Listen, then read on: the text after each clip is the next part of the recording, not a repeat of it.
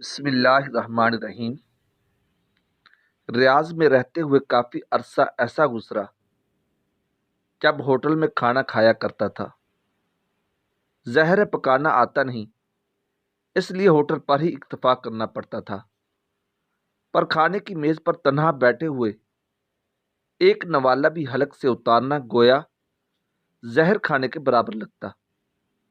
چنانچہ اپنی میز سے اٹھ کر کسی اور میز پر تنہا بیٹھے شخص کے پاس پہنچ جاتا، اپنے کھانے کا آرڈر دینے کے ساتھ کہتا، یار ہم دونوں مل کر کھانا کھاتے ہیں، باتیں بھی ہو جائیں گی، وقت بھی کٹ جائے گا اور پیٹ بھی بھر جائے گا۔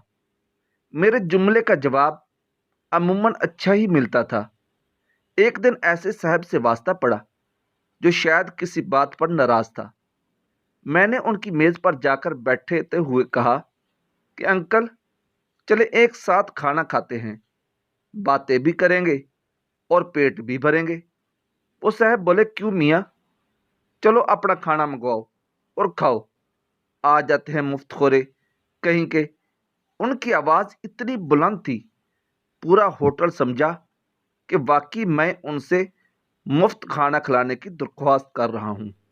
میں نے وضاحت کی کہ چچا، کھانا میں اپنے پیسے سے منگواؤں گا، بس آپ کے ساتھ بیٹھوں گا تو وقت کٹ جائے گا۔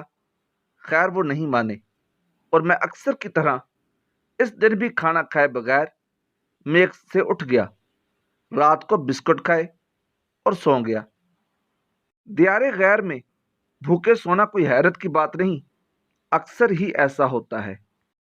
ایسے ہی ایک رات کھانا کھانے نکلا تو میز پر بیٹھے ایک نوجوان سے ان جملوں کے ساتھ تعارف ہو گیا۔ وہ بہت خوش مزاج اور دل کا بڑا نوجوان تھا۔ میں یہاں اس کو نوفل کے نام سے متعارف کرواؤں گا۔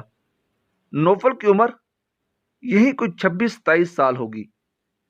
ایک دوسرے کے بارے میں باتیں شروع ہوئیں تو معلوم ہوا کہ نوفل کی شادی 4 سال پہلے ہوئی تھی، مگر وہ شادی کے 1 ماہ بعد ریاض آ گیا تھا۔ یہاں کے مسائل اور گھریلو ذمہ داریوں کی وجہ سے پھر جا نہ سکا۔ ہم ہر روز رات کو ملاقات کرنے لگے۔ ایک رات کافی دیر سے مجھے سڑک پر ملا۔ ارے نوفل، اس وقت تم کیسے؟ کیا صبح کام پر نہیں جانا؟ میں نے اس کو اپنی طرف متوجہ کرتے ہوئے پوچھا۔ نہیں مصطفیٰ بھائی، بڑی مشکل سے چھٹی لگی ہے، 1-2 دن میں ہی گاؤں جا رہا ہوں، 5 سال بعد جاؤں گا اور اب جا کر اپنی بیٹی کو دیکھوں گا۔ نوفل، مجھے بتا چکا تھا کہ وہ شادی کے 1 ماہ بعد ہی سعودی عرب آ گیا تھا، پھر اس کے گھر ایک بیٹی کی پیدائش ہوئی۔ خیر نوفل 1-2 دن میں گاؤں چلا گیا، بڑا خوش تھا۔ اس کا چمکتا چہرہ آج بھی یاد آتا ہے تو دل تڑپ اٹھتا ہے۔ نوفل کو گئے ہوئے 1 ماہ ہو گیا تھا۔ ایک دن حسب روایت میں ہوٹل میں کھانا کھانے گیا۔ نوفل ایک کونے میں میز پر خاموش اور اداس بیٹھا تھا، شیو بڑی ہوئی، بال بکھڑے ہوئے اور آنکھیں سوجی ہوئی تھی۔ ارے نوفل، یہ کیا، تم کب آئے؟ میں نے میز کے قریب پہنچ کر سوال کیا۔ نوفل میری جانب ایسے دیکھنے لگا جیسے وہ اور میں بالکل اجنبی ہوں، آج ملاقات ہوئی ہوں۔ پھر چند لمحوں کے بعد نوفل نے میرا ہاتھ ایسے تھاما جیسے ہمارا صدیوں کا تعلق ہو، وہ میرا سگا ہو یا میں اس کا سب کچھ ہوں۔ میں نے نوفل کے ہاتھ پکڑتے ہوئے سوال کیا، کیا ہوا یار، تم تو گاؤں گئے تھے، کب آئے، کیا ہو گیا؟ مگر وہ خاموش تھا۔ میں نے کھانا منگوایا، بڑی مشکل سے اس نے چند لقمے لیے مگر کچھ نہ بولا۔ ہوٹل بھرا ہوا تھا، اس لیے بات کرنا مشکل تھا۔ نوفل کو لے کر ریاض میں ہارا کی سڑک پر نکل آیا۔ ہم ایک سڑک کے کونے پر موجود چبوترے پر بیٹھ گئے۔ میں نے پھر پوچھا، اصرار کیا، دھمکی دی کہ اگر مجھے نہیں بتایا تو میں بھی ملنا چھوڑ دوں گا۔ نوفل ایسا لگ رہا تھا جیسے گونگا ہو گیا ہو، آنکھیں سوال کر رہی تھی مگر زبان گونگ تھی۔ میں نے دیکھا کہ وہ فضا اور آسمانوں میں ہے، زمین پر تو ایسے کچھ نہیں مل رہا۔ काफी देर ऐसे ही गुजर गई और फिर मैं गुस्से में उठकर जाने लगा। ठीक है, जब मुझे कुछ नहीं समझते तो छोड़ दो, मैं चला जाता हूं। अब नौफल उठा और मुझसे लिपट गया। इसे रोने लगा जैसे बच्चा बिलक बिलक कर रोता है। नौफल की हिचकियां ही बंद नहीं हो रही थी। मुस्तफा भाई, ये मैंने क्या किया, क्या कर दिया, मेरे साथ क्या हो गया? मुस्तफा भाई, मैंने सोचा भी ना था। नौफल, हुआ क्या है यार, बताओ तो सही, खैर है ना?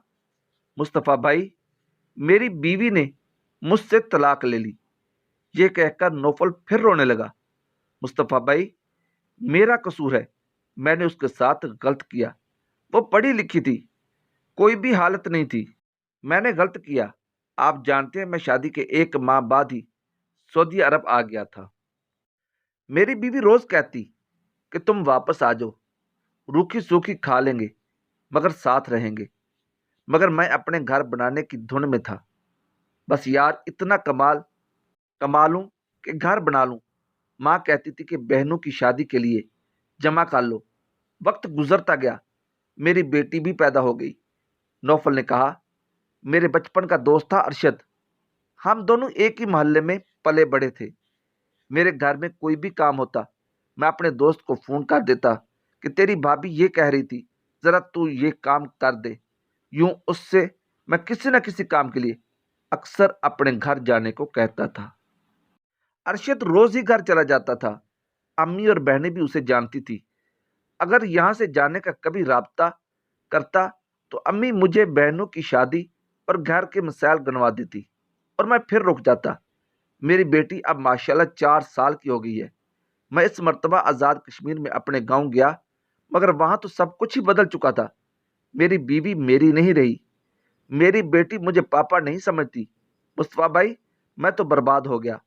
मैंने हौसला दिया कि पूरी बात करो, फिर क्या हुआ? उसने कहा, मैं घर गया तो मुझे पहले ही दिन महसूस हो गया कि मेरी बीवी मेरे आने से खुश नहीं। मेरी बेटी तो मुझे जानती ही नहीं थी, उसे सिर्फ फोन पर या स्काइप पर ही बात हुई थी। अगले दिन अरशद आया तो मेरी बेटी पापा बाबा कहते हुए उससे जा लिपटी। उसे देखकर मेरी बीवी के चेहरे पर भी खुशी नुमाया हो गई। मैं परेशान था कि ये क्या माजरा है। एक हफ्ता ऐसे ही गुजर गया। मैं सब कुछ महसूस करता रहा। फिर मैंने अपनी बीवी से पूछा कि आखिर गुड़िया मेरे पास क्यों नहीं आती? वो अरशद की गोद में चली जाती है, मुझसे कतराती है। बीवी ने कहा, आपको मैं कहती रही कि आप आ जाए, मगर आपने पैसे कमाने के लिए मेरी एक ना सुनी। आज गुड़िया अरशद को ही अपना पापा समझती है, क्योंकि हर मौका पर वही तो मौजूद रहा। उसने गुड़िया की हर फरमाइश पूरी की। न जाने आप ये क्यों ना समझ पाए कि पैसा ही सब कुछ नहीं होता।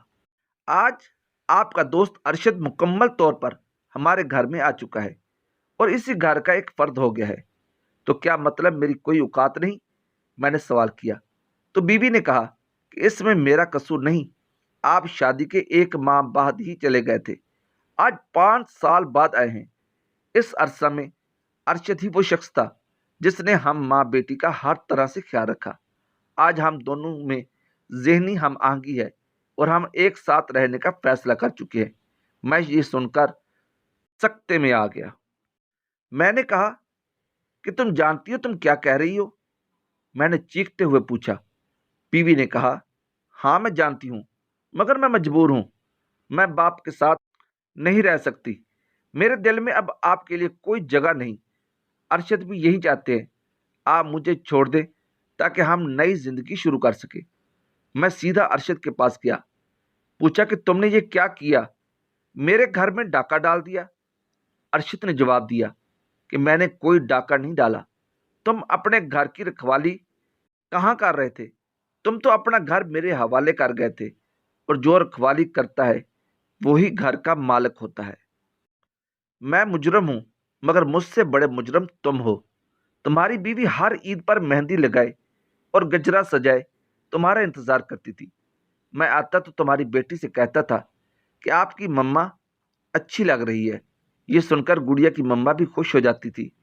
यूं ही वक्त गुजरता गया और हमारी सोचों اور خیالات میں یکسانیت پروان چڑھتی رہی۔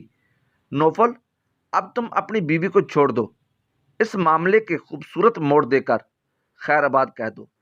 میں تمہاری بیوی سے شادی کرنا چاہتا ہوں، تمہاری بچی بھی مجھے اپنا باپ سمجھتی ہے۔ تمہاری بیوی نے تمہاری رہی اور نہ تمہاری بیٹی پہچانتی ہے۔ تم کرکٹ کے اس 12ویں کھلاڑی کی مانند ہو جو ٹیم میں ہوتا ہے مگر کھیل کا حصہ نہیں ہوتا۔ ارشد کی باتیں ہتھوڑا بن کر مجھ پر برس رہی تھی۔ اس نے کہا، مصطفیٰ بھائی، نہایت تلخ رہا یہ سفر میرا۔ میری زندگی کے ساتھی کسی اور کی ہم قدم ہو گئی۔ زیادہ افسوس یہ ہے کہ میری ماں اور بہنیں، جن کے لیے میں اتنے برس تنہا گزار دیے، جن کی وجہ سے میرا گھر برباد ہو رہا تھا، انہیں کوئی افسوس نہیں تھا۔ انہوں نے میری بیوی پر ان گنت الزامات لگا دیے، مگر میں جانتا تھا کہ یہ قصور اس کا نہیں، میرا ہے۔ میرے پاس آج بہت دولت ہے مگر میں حقیقی دولت کھو بیٹھا ہوں۔ میں نے ایئرپورٹ سے بیوی کو طلاق نامہ ارسال کر دیا تھا تاکہ وہ دلہن جو 5 سال تک اپنے شوہر کی راہ تکتی رہی تھی، اب اسے مزید انتظار نہ کرنا پڑے اور وہ دوسرے شوہر کے ساتھ ہنسی خوشی زندگی گزار سکے۔ یہ کہہ کر نوفل پھر خاموش ہو گیا۔ ہارا کی سڑک پر رات کے 2 بجے سنسناتی گاڑیاں مجھے خوفزدہ کر رہی تھی۔ نوفل کے اندر سے اٹھنے والا شور تنہائی میں مزید اضافہ کر رہا تھا۔ میرے پاس نوفل کے لیے کوئی الفاظ نہیں تھے۔ میں اسے گھر جانے کی تلقین کرتے ہوئے واپس اپنے کمرے میں آ گیا۔ اس دن کے بعد نوفل نظر نہیں آیا۔ پھر کئی ماہ بعد ہوٹل سے یہ معلوم ہوا کہ نوفل اب دنیا میں نہیں رہا۔ نہ جانے اس کہانی میں نوفل قصوروار تھا، اس کی بیوی گناہ گار تھی، یا اس کی امی اور بہنوں نے اپنی خواہشات کے لیے ایک گھر کو برباد کر دیا تھا۔